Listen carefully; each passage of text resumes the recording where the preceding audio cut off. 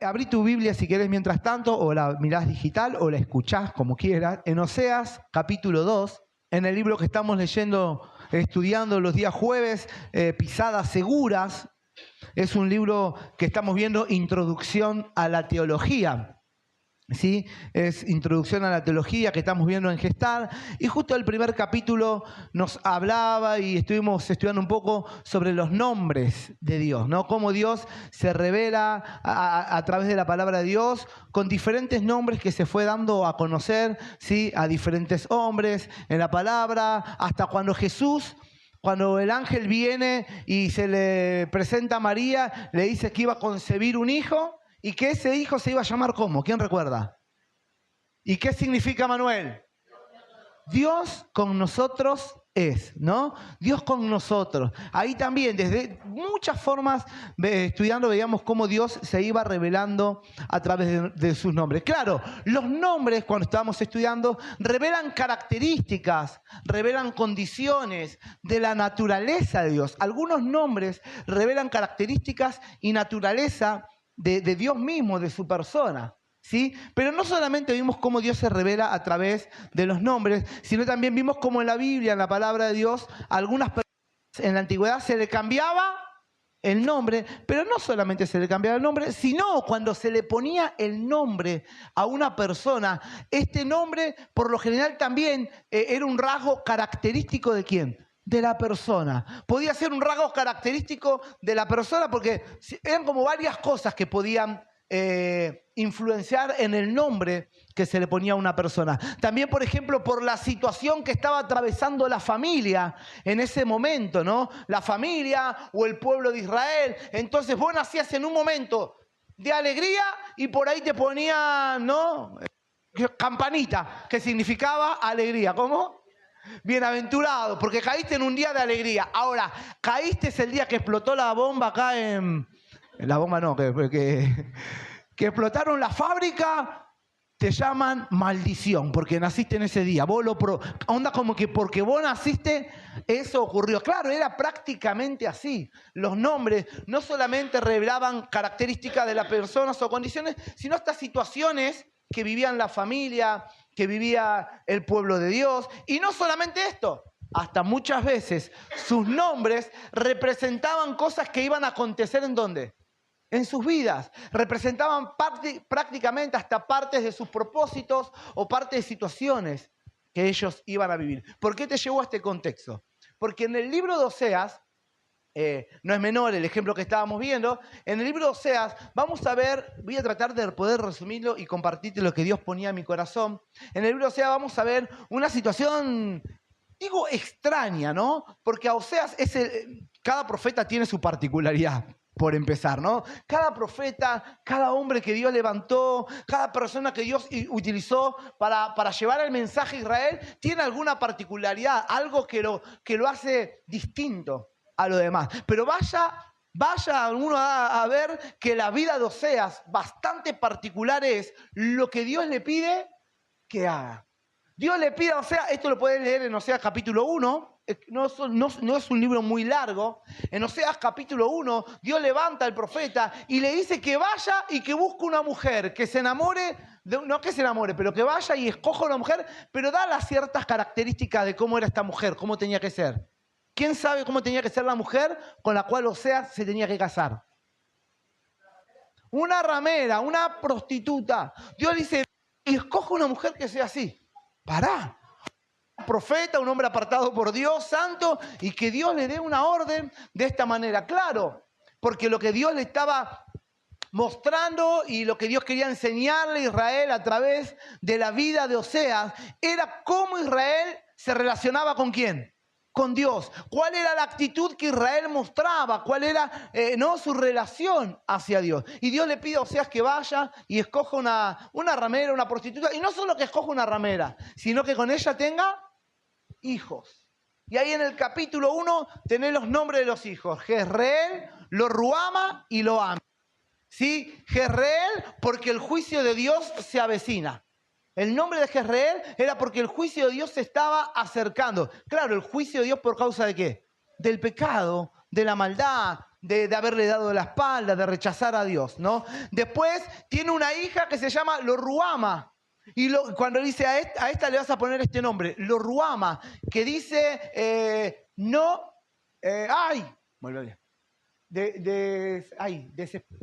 me olvidó el nombre. Lo-Ruama, no me compadeceré más, ahí está. Lo-Ruama, está en el capítulo 1 de Oseas, significa que Dios no se va a compadecer. Eso significaba el nombre de la hija de Oseas. Dios le estaba permitiendo que tenga una hija y que le ponga el nombre no me compadeceré. Porque ese era el mensaje ¿para quién? Para Israel. Un Dios que no se iba a compadecer del pecado, de la agonía, de lo que iba a sufrir, de la justicia que iba a venir hacia su pueblo. Y Lo-Ami, que es el otro varón que tiene, el último, Jezreel varón, Lo-Ruama mujer, Lo-Ami otro hombre, no es mi pueblo. No, vosotros no sois mi pueblo. Es lo que significa Lo-Ami, ¿no? La justicia llega pronto, Jezreel, Lo-Ruama, no me compadeceré más de vosotros, y Lo-Ami, vosotros no sois mi pueblo. Un Dios que estaba mostrando todo que su dolor, alguno puede decir su enojo, tal vez a través de la justicia, su dolor, su enojo, a través de qué, de que siempre había ido cuidando a su pueblo, había estado proveyendo, había estado guiándolo, había obrado a favor de él, pero su pueblo siempre de alguna u otra manera le dio la espalda, ¿no? Mirá, antes de leerte el capítulo 2, justo estaba leyendo esta parte recién antes de pasar acá adelante. En el capítulo 11 tiene como título Dios se compadece de un pueblo obstinado, un pueblo como de cabeza dura, de corazón duro. Dice, cuando Israel era muchacho, habla de cuando Israel era jovencito, como nación se estaba formando. Dice, yo lo amé y de Egipto llamé a mi hijo. Pero dice Dios, cuanto yo más lo llamaba, ¿qué hacía Israel? Tanto más se alejaban. Un Dios que lo llamaba, un Dios que lo proveía, que lo guiaba, que lo cuidaba. Pero cuanto más lo llamaba, más se alejaba de mí. ¿Hacia dónde? A los Baales sacrificaban y a los ídolos le ofrecían sahumerios. Y con todo esto, dice, y con todo eso enseñaba, dice Dios, a andar al mismo Efraín, tomándole de los brazos. Pero esta expresión, ¿pero qué pasó? Dice, y no conoció que yo lo cuidaba.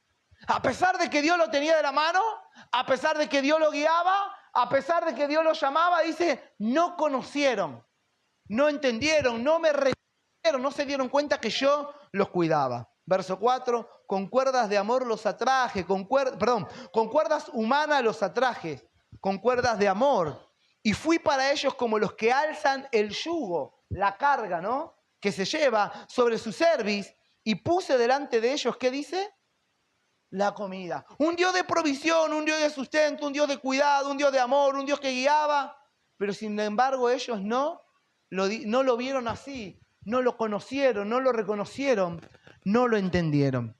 Y ahora vamos a Oseas capítulo 2, el que yo te invitaba a que tengas ahí tu Biblia abierta, y tiene como título El amor de Jehová hacia su pueblo infiel. Y compartirte en esta mañana, yo titulé este mensaje, la gracia que restaura al infiel, al hombre, a la iglesia infiel, al cristiano que muchas veces caminan como en infidelidad. ¿Hay una gracia que restaura al infiel? Sí. ¿Qué es infiel? Alguien que falla, alguien que no es leal, alguien ¿no? que traiciona. Y vamos a ver a través de esta historia del profeta Oseas, una gracia que restaura. Una gracia de Dios a pesar de... Pero vamos a ir paso a paso. Decid, verso 1 del capítulo 2. Decid a vuestros hermanos, Ami, y a vuestras hermanas, Ruama. Fíjate que no dice ahora Lo-Ami y Lo-Ruama, porque ese Lo significa no me compadeceré. Y Lo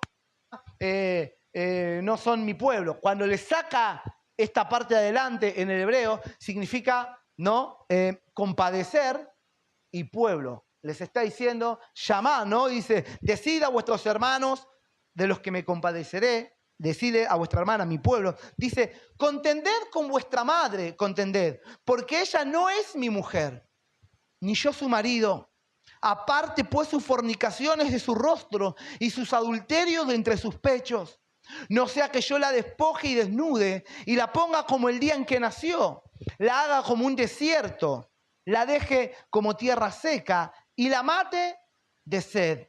Ni tendré misericordia de sus hijos, porque sus hijos son hijos ¿de qué? De prostitución. Verso 5. Porque su madre se prostituyó. La que los dio a luz se deshonró porque dijo, iré tras mis amantes, que me dan, dice, mi pan, mi agua, mi lana, mi lino, mi aceite y mi bebida.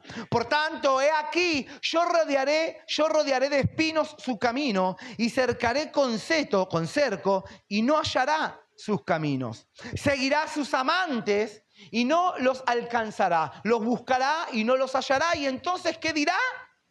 Iré y me volveré a mi primer marido. ¿Quién era su primer marido? Oseas. Y me volveré a mi primer marido, porque mejor me iba entonces que ahora. Pero también este mensaje a través de la vida del profeta, lo que Dios está tratando de describir, lo que Dios está tratando de mostrar, era la actitud, era la condición de cómo Israel actuaba con ¿quién? Con Dios. Que Israel se iba detrás de sus amantes, fornicando. Es más, hay una declaración muy fuerte en el verso 5. Dice, iré tras mis amantes.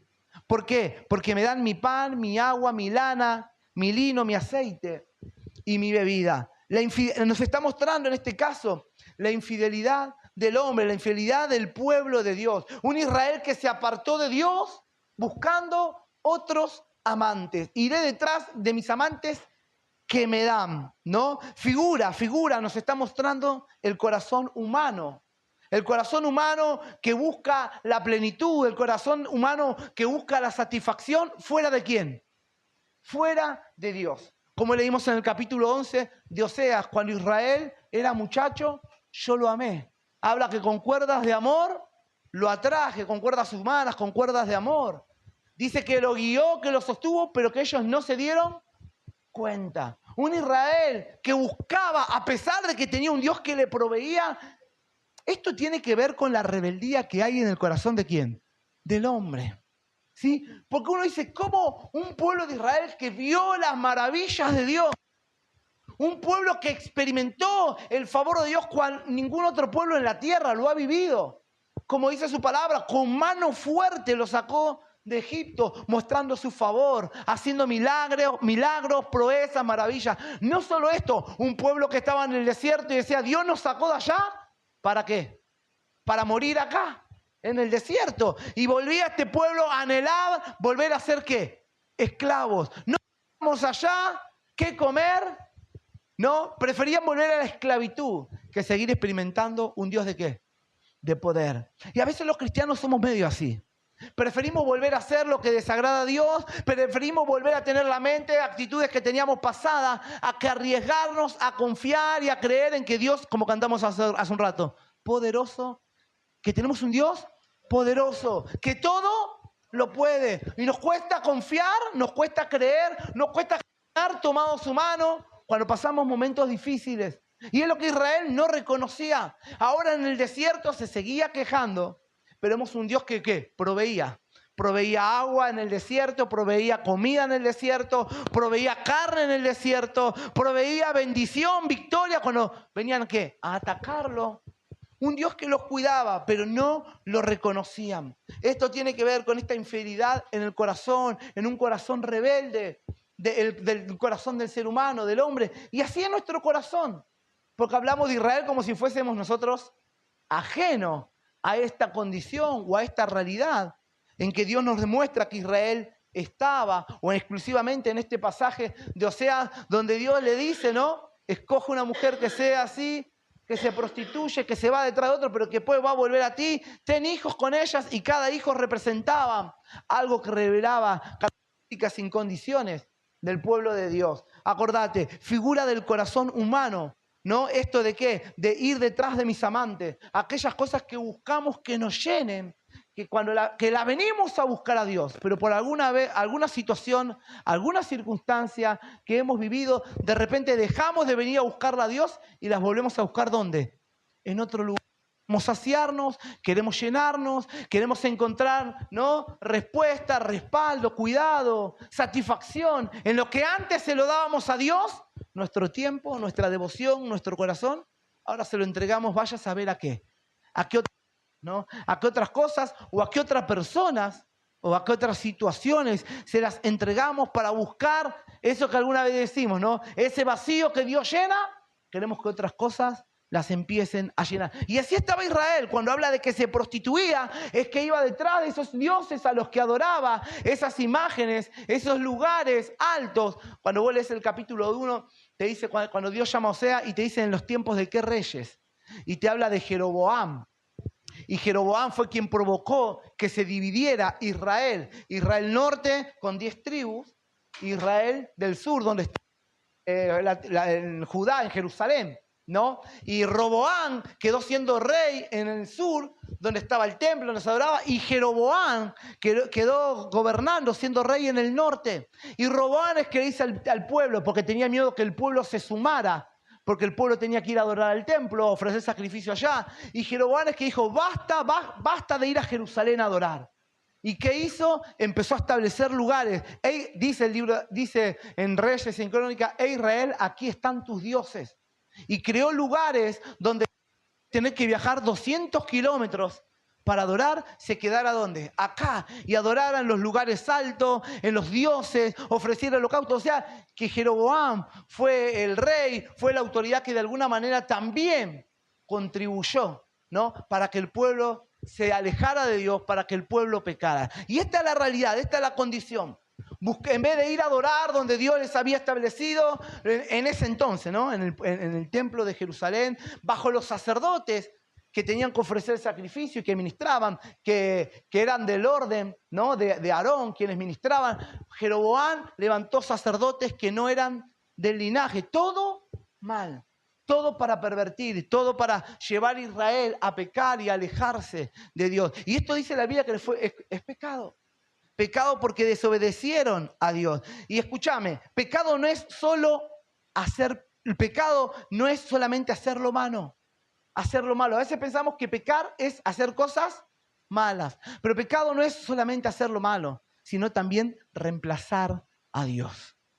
Muchas veces pensamos que el pecado tiene que ver con hacer cosas, pero a veces tal vez no hay cosas malas visibles. Pero cuántas cosas que se han apropiado de tu mente, de tu corazón, hasta de tus convicciones, y lo han destronado ¿a quién?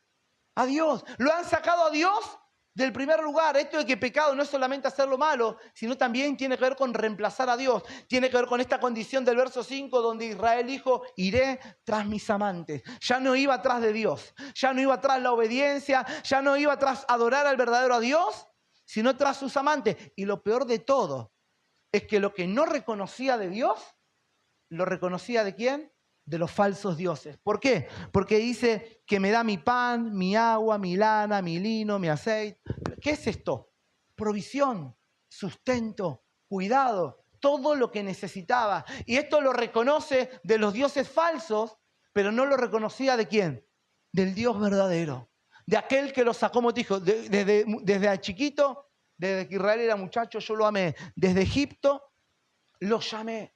Un Dios que lo llamó, que lo cuidó, que lo pastoreó, que le proveyó para sus necesidades. Y sin embargo, lo vemos que Israel reemplaza a Dios por otros dioses. Y sigo con la lectura. Por lo tanto, he aquí, versos 6 y 7 del capítulo 2. Por tanto, he aquí yo rodearé de espinos su camino y lo cercaré con con seto, y hallará.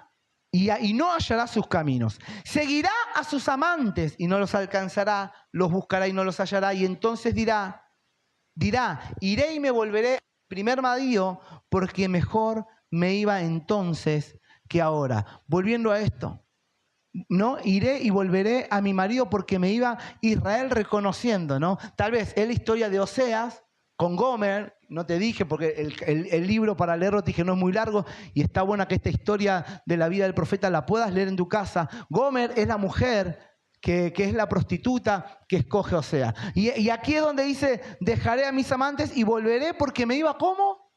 Mejor, ¿no? Esto nos pasa también en la vida cristiana, ¿no? Hay momentos y momentos, ¿no?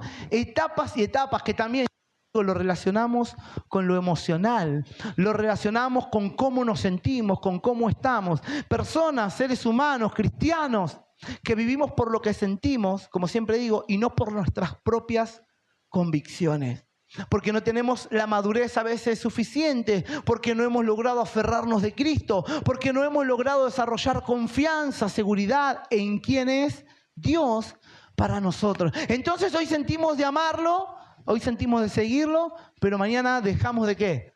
Según como Dios nos haya dado, según lo que Dios nos haya provisto, según recapacitemos este año, Dios fue menos bueno que el año pasado conmigo, así que el año que viene, yo sé que nadie se sienta en la silla a pensar de esta manera, ¿no?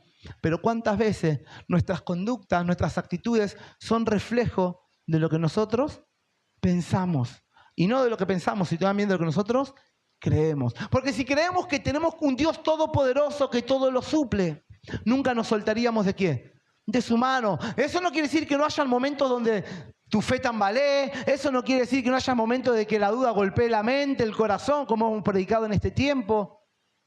No, van a estar las situaciones difíciles, pero qué importante es poder fortalecerse en el Señor, poder fortalecerse en su palabra y poder seguir entendiendo y creyendo quién es Dios y que nada lo limita, aunque hayan circunstancias difíciles que te rodeen, situaciones difíciles que te toquen vivir. Hay muchos que buscan identidad, hay muchos que buscan amor, hay muchos que buscan seguridad, hay muchos que buscan valor para su vida en los lugares equivocados. Como Israel buscaba seguridad, identidad, valores, ¿en dónde? Adorando a falsos dioses. Y yo acá hacía alguna aplicación que tenga que ver con Cristo, ¿no? Un mensaje, como siempre digo, cristocéntrico, porque estamos parados en la antigua historia de Israel, en la relación de Dios a través de los profetas, pero así como Israel fue infiel, la Biblia nos habla cómo el ser humano rechaza, ¿no?, al autor de la vida, cómo rechazamos a Dios. Así nos muestra la palabra de Dios cómo Jesús vino y Jesús fue rechazado también.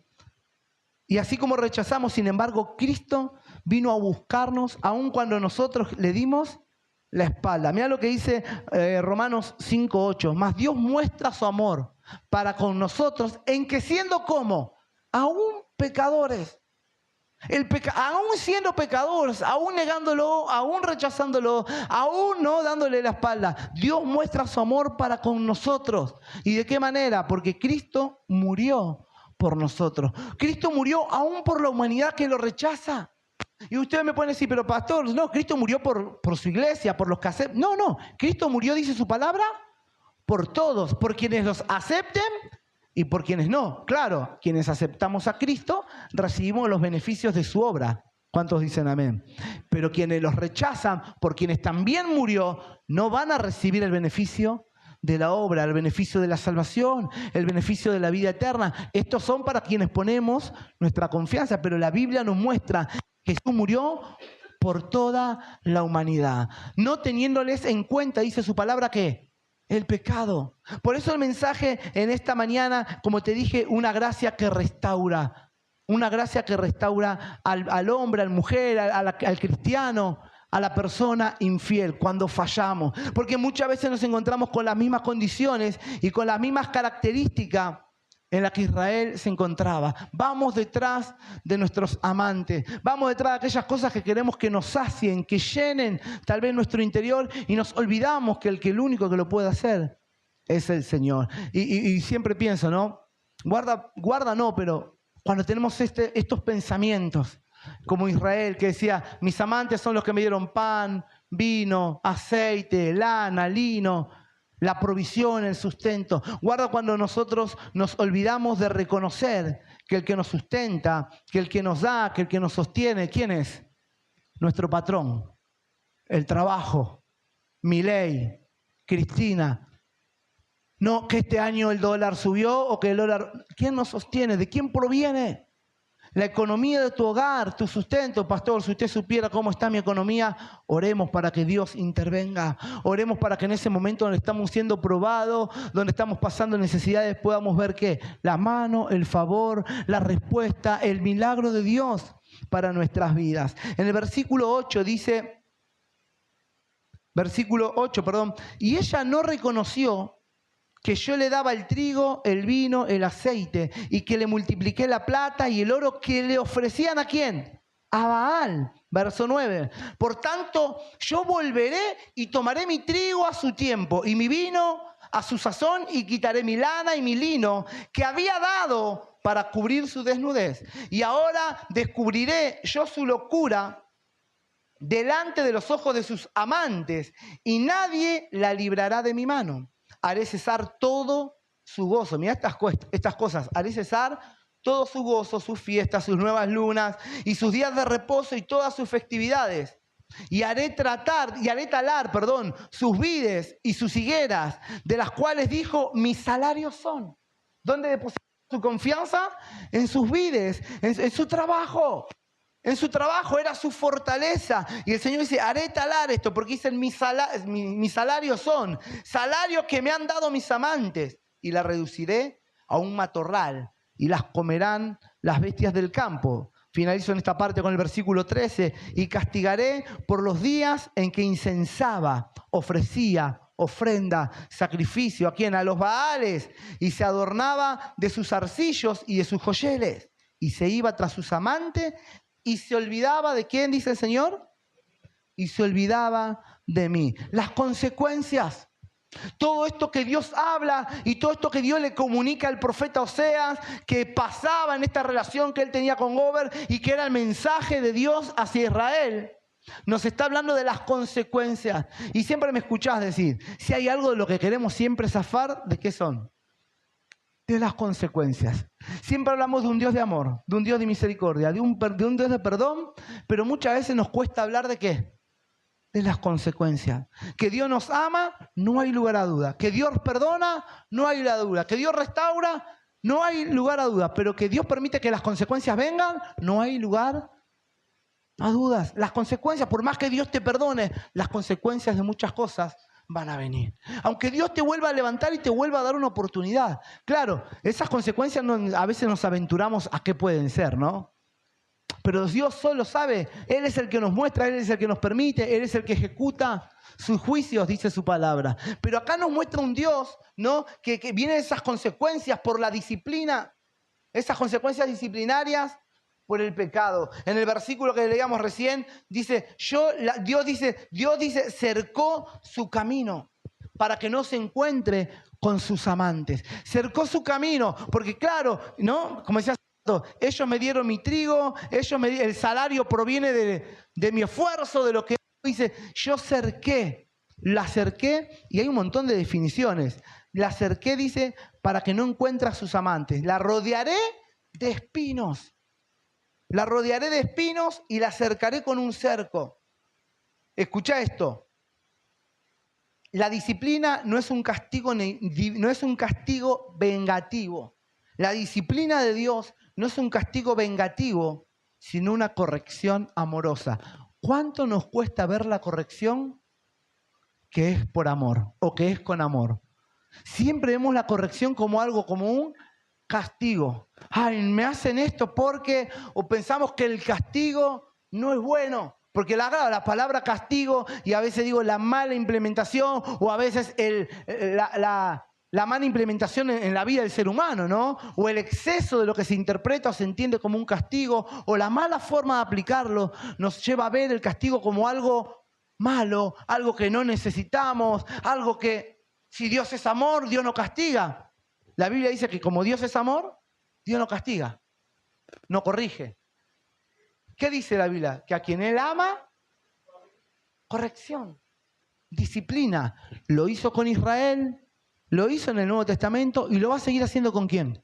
Con vos y conmigo. ¿Hay una gracia hacia un pueblo infiel? Hay una gracia de Dios. Pero alcanzar esa gracia muchas veces implica que Dios tenga que ¿qué? Corregirte, disciplinarte. Entonces la disciplina no es un castigo vengativo, sino una corrección amorosa. Y esta corrección que Dios le muestra a Israel, la voy a acercar. Va a querer ir a sus amantes y no va a poder ir. A los que reconocía que le daban esto y lo otro. ¿Y cuántas veces nos pasa en la vida, no? Queremos volver a nuestras viejas andanzas. Queremos volver a nuestros viejos amores. Queremos volver, ¿no?, a hacer las cosas como hacíamos antes de habernos enamorado de Cristo. Lo que pasa es que alguna frustración, algún enojo, alguna prueba no superada, muchas veces nos hace volver ¿a dónde? Atrás. Y queremos volver a encontrar satisfacción en lo que hemos comprobado que solamente Cristo nos ha satisfecho. Queremos encontrar seguridad, queremos volver a ser los que éramos antes, pero ¿sabés qué? No podemos. Decí conmigo, no puedo. Quienes gustamos a Cristo, hay una carga que siempre va a estar en la mente y en el corazón. Va a haber una carga, va a haber algo que nos va a pesar. Y es la voz, es la palabra, es el Espíritu de Dios que llamándonos, recordándonos quiénes somos. Por eso la Biblia, como estamos en Apocalipsis, lo que me contaron entre el jueves en la clase de Gestar, que hubo repercusiones del mensaje del miércoles. Decir si alguien no vino el miércoles, decirle, el miércoles tenés que venir, estamos hablando de las iglesias del Apocalipsis. ¿Sí? Pero ahí, con Israel, tiene que ver con esto, con que se ve la condición de su corazón. Y Dios la corrige a través del amor. Verso 7 dice, vuelve a su marido. En el versículo 7 que leímos recién, nos habla de que vuelve a su marido porque le iba mejor con él que otra vez que se había vuelto. En este caso, esto llevándolo a la vida cristiana, cuando nos volvemos al mundo, ¿no? Cuando nos volvemos a querer vivir o a parecer a ese viejo hombre o a esa vieja mujer que éramos antes de venir a Cristo. Dice, vuelve a su marido. Verso 8, no reconoce el cuidado ni el sustento de Dios. Dice, tomaré y quitaré mí. El Señor le dice, tomaré y quitaré lo que estaba proveyendo, lana, aceite, lino. Lo vuelve a decir esto en el versículo 9, te lo vuelvo a recordar, a leerlo para que veas. Por tanto yo volveré y tomaré mi trigo a su tiempo y mi vino a su sazón y quitaré mi lana, mi lino, que le había dado la provisión de Dios. Y déjame decirte que a veces andamos pensando diciendo, qué mala suerte que tengo. ¿Conocés cristianos que viven de mala o buena suerte? Y a veces nos pasamos preguntando, ¿pero qué pasa si me esfuerzo? Y a veces nos quedamos solamente con la aplicación o con esto de que si me esfuerzo, si madrugo, si busco. Pero nos olvidamos que hemos quitado a Dios ¿de dónde? Del primer lugar. Dijimos que pecado no era hacer lo malo, sino reemplazar. Y reemplazaste. Reemplazaste a Dios por tu economía, reemplazaste a Dios por tu trabajo, reemplazaste a Dios por lo que a vos te parece mejor. Y lo sacaste del centro de tu vida. Y las consecuencias de estas cosas vienen. Es lo que le pasó a Israel. Le empezó a faltar la provisión, le empezó a faltar el cuidado. Cuando venían los enemigos y los invadían, los atacaban, Israel prevalecía, era derrotado. Ahí vemos en el libro de Jueces, de alguna u otra forma, cuando Dios visita, ¿no?, a Gedeón, ¿recuerdan? Que estaba escondiendo los alimentos en cueva porque los madianitas venían y ¿qué hacían? Devastaban. Y los dejaban ¿cómo? Muertos de hambre. Y cuando Dios le habla a Gedeón, Gedeón desconfía. ¿Qué es el Dios de nuestros padres? Nos abandonó. Porque vivían y experimentaban. Pero claro, Dios los había abandonado porque primeramente ¿quién le había dado la espalda? Israel había abandonado, había dejado de confiar, había dejado de creer. Dice, versículo 10, descubriré su locura. Haré cesar todo su gozo. ¡Wow! Las festividades, todo lo que era gozo, todo lo que representaba la festividad de Israel. Dios dice, haré cesar su gozo. El gozo tiene que ver con el bienestar, con aquello que nos da alegría. Dios diciendo, le haré cesar de aquello que le produce bienestar. Versículo 13, la castigaré. Otras versiones, las disciplinaré. La corregiré. Hermano, todo lo que el pecado promete.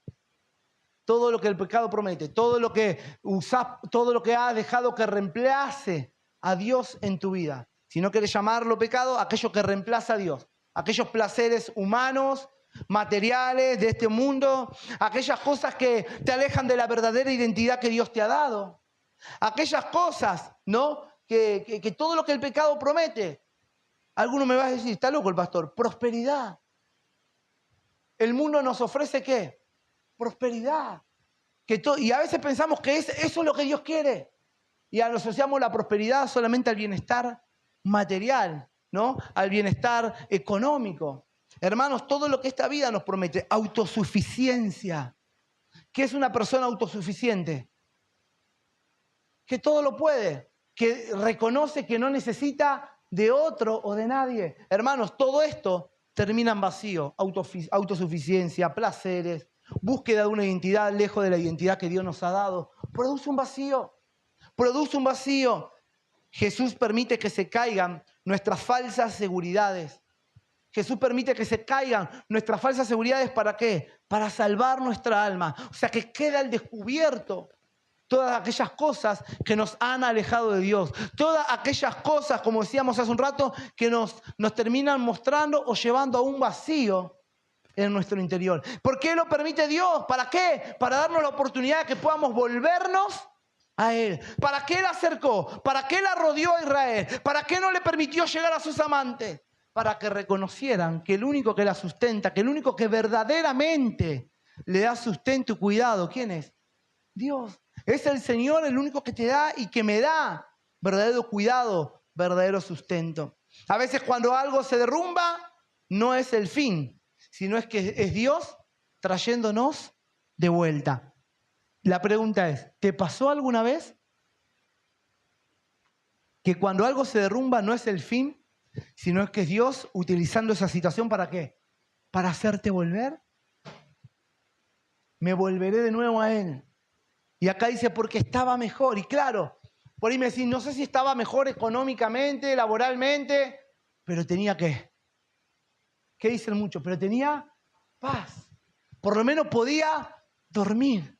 Me sentía de alguna manera mejor, ¿no? Situaciones que Dios nos permite atravesar, pero que son para volver a traernos hacia ahí. Pero el verso 14 hay un quiebre. Este pasaje es uno de los que me encanta, que nos revela la gracia, la misericordia, el amor. Puedo enumerar o nombrar un montón de características o virtudes que Dios le muestra al hombre. El versículo 14 es un quiebre y es donde arranca la posibilidad para que Dios perdone, para que Dios restaure, ¿no? Para que Dios vuelva a dar la oportunidad a este pueblo infiel, que desde nuestro lugar lo llamamos gracia, para que puedan experimentar la gracia de ¿quién? ¿Por qué merecerían gracia si se prostituían? ¿Por qué merecerían gracia si eran desleales a Dios? Eran infieles a Dios. No reconocían que, ¿por qué Dios tener que mostrarle su gracia y su misericordia? Como leíamos en el versículo, en el capítulo cuando dice en la introducción 11, Dios dice en su palabra, cuando Israel era muchacho, yo lo amé. Y no es que lo amó en tiempo futuro y ahora no lo ama más. Dios lo sigue amando. Dios nos sigue, aunque pequemos, Dios nos sigue. ¿Eso quiere decir que tolera el pecado? ¿Dios te sigue? ¿Eso quiere decir que no va a haber consecuencias? Van a haber, pero Dios te sigue. Qué difícil, pero que me ame no quiere decir que borra tu pasado, borra tu culpa, un montón de cosas te restaura. Pero el Señor va a trabajar con tu carácter. El Señor va a trabajar. Si es necesario disciplina, corrección, Dios lo va a hacer. ¿Para qué? Para que te vuelvas a Él. Y en el verso 14 dice, pero he aquí, viene dando toda esta lista, lo cercaré, lo castigaré. Y en el versículo 14 dice, pero he aquí que yo la atraeré y la llevaré al desierto. ¿Para qué? Para hablarle a su corazón. Siempre digo, el desierto es un lugar de soledad, ¿no? El desierto es un lugar donde no hay nada, donde uno no tiene en qué encontrar reparo, en dónde esconderse, en dónde recubrirse, donde uno no tiene lo que quiere para poder valerse. En el desierto significa un lugar, es un lugar inhóspito, lugar desértico, un lugar de soledad. Y Dios dice, la llevaré al desierto, dice, la traeré. Yo la atraeré y la llevaré al desierto, pero con un fin, hablar a su corazón. Tal vez en el lugar, con todos los atajos de la vida, con todas las cosas que nos rodean, con todas las cosas que nos distraemos, con todas las cosas a las que le brindamos nuestra atención. Tal vez Dios muchas veces nos quiere hablar y nosotros no. Entonces es necesario que nos lleve a un lugar ¿dónde? De soledad. Un lugar de soledad es un lugar donde te sentís incomprendido. Hasta podés estar rodeado de gente y sentís que no hay nadie ¿dónde? Porque Dios te está llevando a un desierto interno, en tu corazón, en tu mente, a un lugar donde Dios verdaderamente te pueda tener rodeado. ¿Para qué? Para que lo veas, para que lo entiendas y sobre todo para que lo puedas escuchar. Y acá cambia el lenguaje. Dios venía hablando y mostrando un lenguaje de juicio que iba a implementar y ahora lo cambia por un lenguaje de amor, por un lenguaje de gracia, por un lenguaje de misericordia. Les va a pasar esto, van a venir las consecuencias por irse detrás de sus amantes, pero aún así los voy a traer al desierto para hablarles al corazón. Deja de ser un mensaje de juicio para ser un mensaje de amor. Hablaba del rechazo. Dios habla del rechazo que ve de su pueblo hacia Él. Pero va a dejar de hablar del rechazo para hablar o para mostrar un pacto renovado. ¿A quién? A su pueblo, a su nación. Versículo 14, perdón que tengo que seguir la lectura, del 14 al 20. Volvamos. Pero aquí que yo la traeré y la llevaré al desierto para hablar a su corazón. Dice, y lo daré, y le daré sus viñas. Pero Dios le había dicho que le había ¿qué? Sacado. Por causa del rechazo, por causa del pecado, por causa de ir detrás de sus amantes. Pero una vez que Dios la lleva al desierto y hable a su corazón, acá nos muestra acá hay como una consecuencia de restauración. Acá hay como una consecuencia de que Dios vuelve a ¿qué? A renovar, a darle, dice, y le daré sus viñas desde allí, desde el desierto, desde el lugar donde Dios llevó para hablarle. Y el valle de Acor, y al valle de Acor por puerta de esperanza. Y allí cantará como en los tiempos de su juventud y como en el día de su subida de la tierra de Egipto. En aquel tiempo, dice Jehová, me llamarás Ishi y nunca más me llamarás Baali. Baali significa Señor. Tu Biblia tiene que tener una traducción ahí. ¿Y Ishi qué significa? Esposo. Ya no me llamarán más Señor. Dios le muestra que va a haber un cambio de ¿qué? De relación. Israel, que lo tenía como a Dios. Es más, muchas veces cuando Dios llamaba al pueblo le decía a Moisés, no, andá vos, porque el pueblo tenía ¿qué? Miedo de encontrarse cara a cara ¿con quién? Con Dios. Andá vos que sos el ungido, andá vos que sos el llamado, porque si vamos nosotros va a caer fuego. Es lo que le decía el pueblo. Andá a hablar vos y después vos nos comunicás. Porque le tenían terror, le tenían pánico, porque sabían quién era Dios. Y acá dice el Señor, ya no me llamarán más Baali, Señor, sino ahora me llamarán esposo, marido. Y algo que experimentó Gomer con Oseas es que Oseas de alguna manera sentía todo esto que, por más que Oseas haya cumplido con la voz y el mandato de Dios, no creas que era fácil para Oseas haber escogido una mujer que hoy estaba con él y que mañana ¿qué hacía? Y Dios le mandaba, la orden de Dios era amala igual. Porque yo amo así a este pueblo, aunque este pueblo como es conmigo, así lo amo. No me compadeceré, no será más mi pueblo, pero vemos que ahora en el Dios de misericordia y en el Dios de amor cambia. Dios habló de su dolor, Dios le habló de lo que iba a padecer, que padecieron las consecuencias como pueblo, como nación. Pero dice, ya no me llamará más Señor, me llamarás marido. Es un trato, es una relación totalmente como diferente. El marido es el protector, ¿o no es así? O debería ser. El marido es el protector, es el que cuida, es el que ayuda, es el que acompaña, es el que está en la vida presente. Verso 17 dice, ¿por qué me llamarás Ishi y no Baali? Porque quitaré de su boca los nombres de los Baales y nunca más se mencionarán sus nombres. Y en aquel tiempo haré para ti pacto con las bestias del campo, con las aves del cielo, con las serpientes de la tierra. Y quitaré, dice, de la tierra arco y espada y guerra y te haré dormir como segura. Y te desposaré conmigo para siempre. Te desposaré conmigo en justicia, juicio, benignidad, misericordia. Todo lo que Dios hizo con su pueblo que nos alcanzó a nosotros. Y verso 20 dice, y te desposaré conmigo en fidelidad y conocerás a Jehová. Te desposaré conmigo en fidelidad. Esta restauración que Dios habla con Israel y que Dios se relaciona con su pueblo, con nosotros se cumple en Cristo. Esta restauración se cumple con Cristo, que es nuestro novio, que la Biblia dice que Él es el novio y nosotros somos la novia, ¿no? O Él es el esposo y nosotros somos la esposa. Quien ama a la iglesia se cumple en Jesucristo, que es quien ama a la iglesia, aun cuando la iglesia muchas veces lo niega, aun cuando la iglesia muchas veces le es infiel. Él no solo perdona, sino que renueva su pacto. Y también no solamente que renueva el pacto, sino que cambia la identidad de este pueblo que era infiel. Fíjate que en el verso 20 dice, y te desposaré conmigo, ¿en qué? En fidelidad. Y conocerás a Jehová, Qué importante es reconocer esto. Qué importante es que el Señor cambia nuestra identidad. A veces nosotros no estamos dándonos ¿de qué? De latigazo, ¿no? Porque fallé, porque pequé, porque fui infiel, porque prometí y no cumplí, porque dije que iba a hacer y no hice, porque dije a Dios que nunca más y lo volví.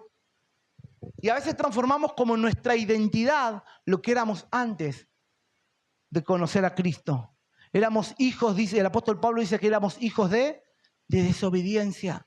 Dice que antes no andábamos en la luz, andábamos ¿en qué? En las tinieblas. Y que nuestras obras eran malas. Pero hermanos, Dios ha cambiado nuestra identidad. Y el diablo quiere volverte a hacer creer, o quiere hacerte volver a confiar en lo que eras alguna vez antes de conocer a Cristo. Que hayas pecado, que hayas sido infiel. Eso no quiere decir que Dios borra o cambia tu identidad. Ahora, tenés que venir los miércoles para continuar la saga de iglesias que estamos viendo, para que puedas entender también las consecuencias y el fruto de la vida cristiana. De decirle, no eres mi pueblo, a decirle pueblo, ¿no? Dice, en aquel tiempo, en el verso 21 dice, en aquel tiempo responderé, dice Jehová. Yo responderé a los cielos y ellos responderán a la tierra. Y la tierra responderá al trigo, al vino y al aceite. O sea, Dios le había dicho que iba a haber, ¿se acuerdan? Que le iba a quitar provisión, que iba a haber escasez, los recursos por haber. Y ahora Dios muestra misericordia. Un Dios que vuelve a abrir las ventanas de los cielos para que haya ¿qué? Sustento, provisión. ¿Por qué lo hace? ¿Merecían algo? ¿Hizo algo el pueblo para cambiar esto? No. Dios lo hace de pura gracia y de pura misericordia. Ahora, ojo, cuando vivimos una vida cristiana, como dice el libro de Hebreos, pisoteando ¿qué?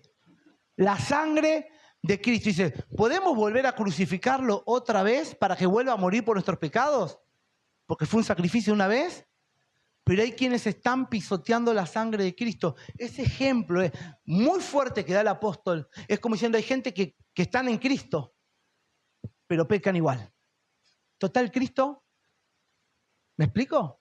Ojo con pensar que la gracia y la misericordia lo cubren todo y que nunca vendrán las consecuencias de que estemos deshonrando a Dios en nuestra vida, de no estar caminando conforme a Dios. Dice el Señor proveerá, responderé a los cielos a la tierra, y la tierra responderá al trigo, al vino, al aceite, y ellos responderán a Jezreel. Y verso 23 dice, y la sembraré para mí en la tierra, y tendré misericordia de lo Ruama. Ahora vuelvo a nombrarla. Tendré misericordia de lo Ruama, de aquella que no me compadeceré, tendré misericordia. O sea, me volveré ¿a qué? A compadecer.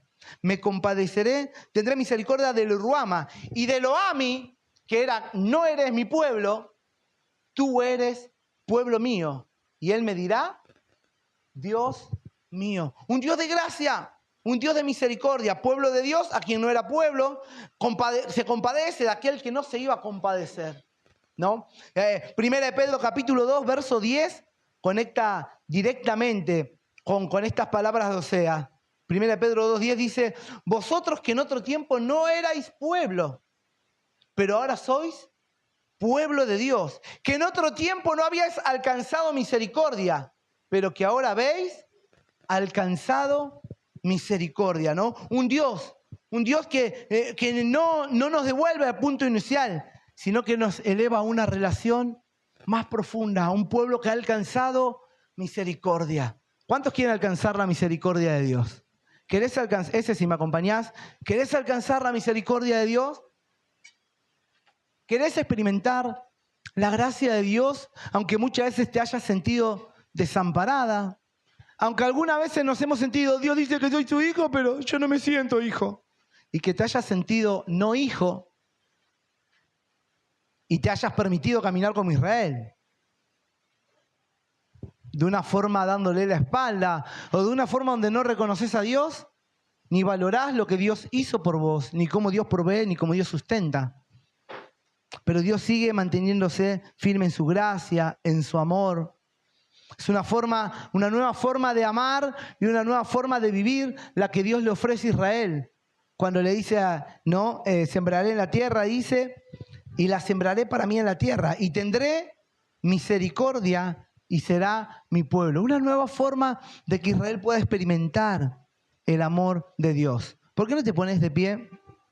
Y donde pueda haber una transformación total, porque acá a Israel le muestra una transformación total en la naturaleza, en la tierra, en la cosecha, aún en la relación de Dios con ellos, en su identidad. Una transformación total. Y con esto finalizo. El amor de Dios, escucha esto, el amor de Dios no solo restaura, sino que produce fruto y futuro. Amén. No solo restaura, sino que produce fruto y futuro. Lo que Dios hace, lo que Dios ha hecho, lo seguirá haciendo. Su mano, su favor extendida, su gracia, su misericordia que te abraza y que te alcanzan. No solamente el amor de Dios no solamente restaura, sino que produce fruto y futuro. Y qué lindo es que podamos ver esto en nuestra vida. ¿Cuántos quieren ver el fruto? El futuro de lo que Dios hace, el futuro de su gracia. Como dice Pablo, aunque muchas veces hayamos sido infiel, Dios sigue siendo. Podamos ver el fruto de su fidelidad, el fruto de su misericordia. Y no solamente el fruto, sino el futuro. Produce futuro, produce confianza, produce seguridad. Y quiero animarte en esta mañana a que juntos podamos orar. Para que si en algún momento de nuestras vidas, como Israel, vamos detrás de nuestros amantes. Si algún momento te ha pasado de que has vuelto, tal vez, siempre digo, estamos en cuerpo, estamos presentes, pero tal vez nuestra mente, nuestro corazón están lejos de Dios. No nos atrevemos a llevarnos nuestro cuerpo fuera de este lugar. Venimos, estamos, pero hemos perdido la confianza, hemos perdido la seguridad. Hemos perdido tal vez nuestra devoción por Dios. Y al punto tal que a veces buscamos llenarlo o reemplazarlo con otras cosas en nuestra vida. Pero que en esta mañana permitamos una vez más que el Señor nos recuerde que somos su pueblo y que Dios se sigue compadeciendo de nosotros. Señor, en esta mañana te bendecimos. Señor.